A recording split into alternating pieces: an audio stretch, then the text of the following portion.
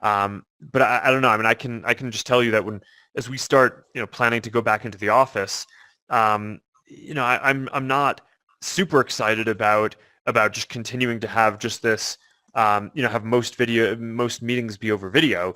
And what we're trying to move towards is a world where a lot of what we do is in here, and the people who can't be in here can be on video. So people can feel present that way if people aren't together in person physically. So we're focused on this. We think it's going to be a big use case for VR.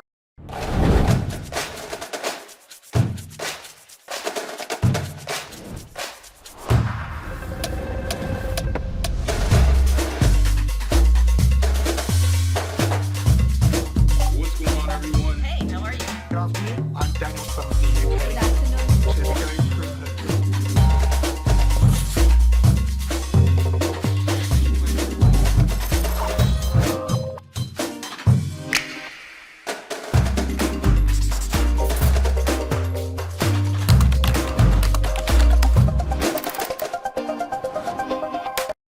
I took notes on my laptop with my ghost hands.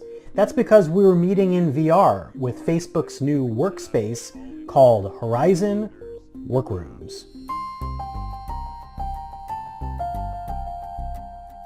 Horizon Workrooms is a VR app, and to use it you need an Oculus Quest 2 headset. This is Facebook's VR headset that's been out since last fall. It's very rare that I get to agree with the Young Turks, but even they are pointing out why this is a horrible idea.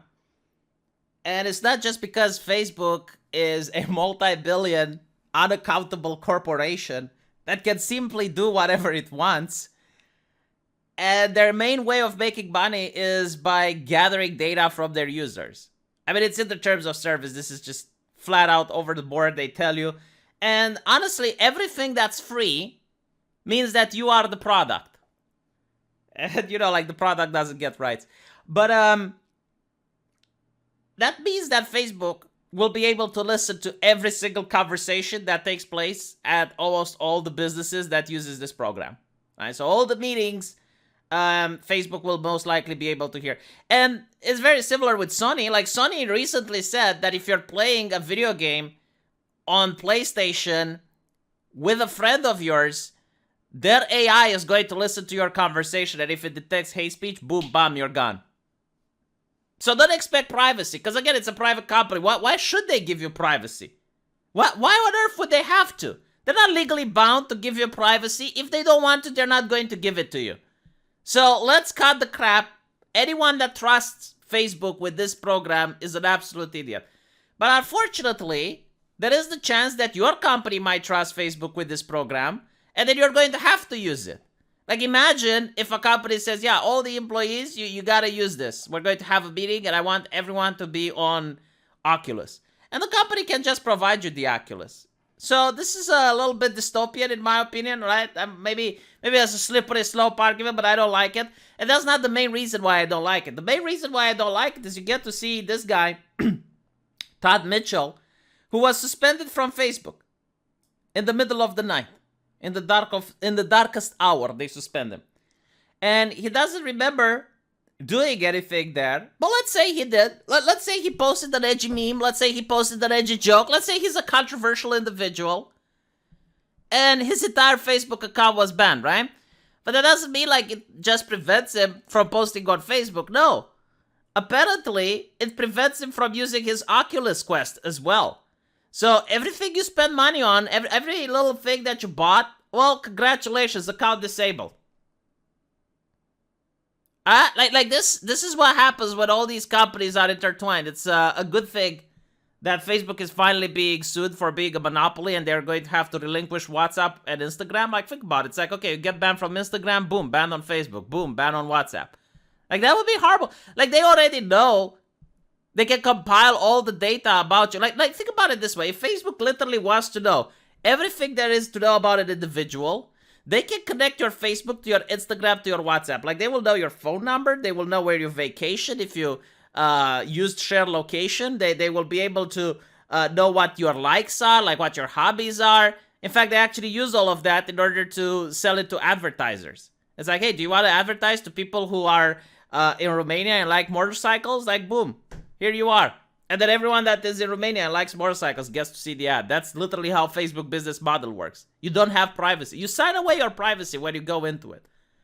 So here you have like a person getting back from Facebook. Boom. Oculus Rift is gone.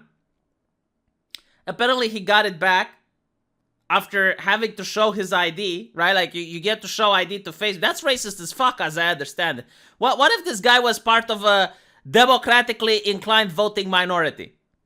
I understand that it's racist to ask for ID, but it's fine. Like, Facebook gets to see ID. It's not racist. Like, hey, if you vote Republican, you're a wealthy person. You have ID to show, right? You can get past this shit.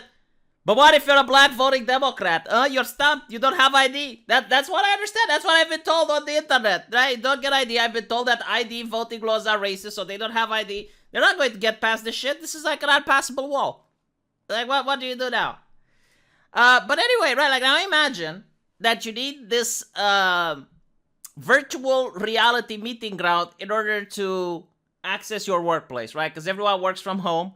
You get to live in a pod, but hey, you know, you got virtual reality. It doesn't feel like you're in a pod anymore when you put the glasses on. Oh my God, so cool.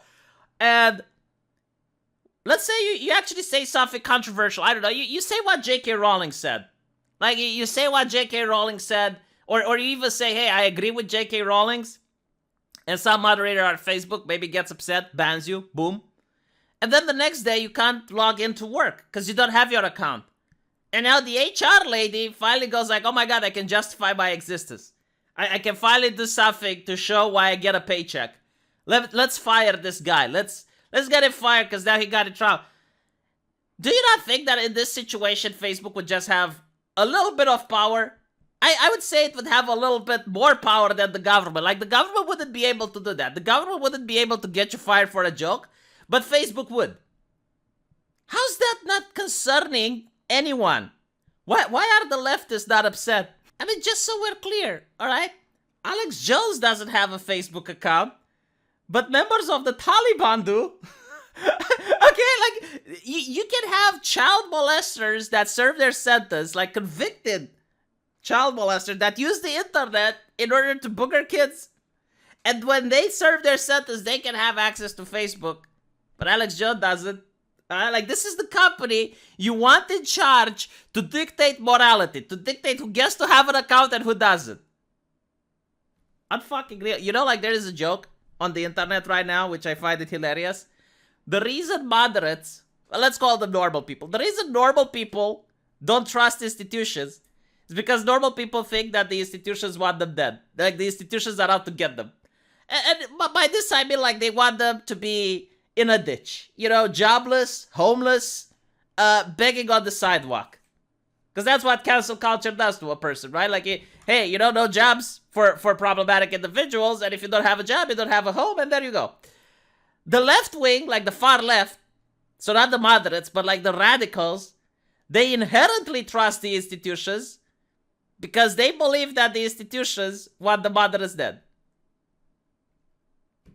Isn't that an interesting joke? I laughed. I was like, LOL. Yeah, that is funny. But honestly, like, the thinking that this is not going to be turned against you is insane. Like, you guys understand that during, I don't know, when George W. Bush was looking for weapons of mass destruction in Iraq, anyone that would say that there aren't any weapons or that the government is ridiculous would be called unpatriotic and was viewed as a problematic individual. You guys remember that? Because I do. So why do you think that the next time there is like a war or something that you don't want to support, what do you think, like, Facebook isn't going to say, yeah, you know, like, anyone that says this and that, it's misinformation, conspiracy theory, account shut down. Oh, look, your account is linked to your Oculus, which is actually linked to your workplace. Oh, please don't say anything controversial. You know, like, it was controversial a couple of days ago to say anything negative about Islam. Anything. Like, no, Islam was not just the religion of peace, but was like the religion of progressivism. Like, it was the religion of feminism. Miss Sasur told me so. Linda, right? Why isn't Linda now going in Afghanistan in order to lecture people about checking their privilege? Of course she isn't. Obviously. Right? Now Macron is saying the same shit that edgy boys were saying on the internet 4 years ago. Look how the culture changed. Look how the overtone Windows just flies past you. It is just, oh my god. Whatever. You know, it is what it is. I personally do think that this is dystopian as fuck. Not looking forward for it. I'm not going to use this product. I'm not going to help make it popular. I would rather use Sony. I would rather use Sony because I know, like, no one in their right mind is going to use a PlayStation to log on for their office meetings. Let me know what you guys think, and I'll see you in the comment section. Take care.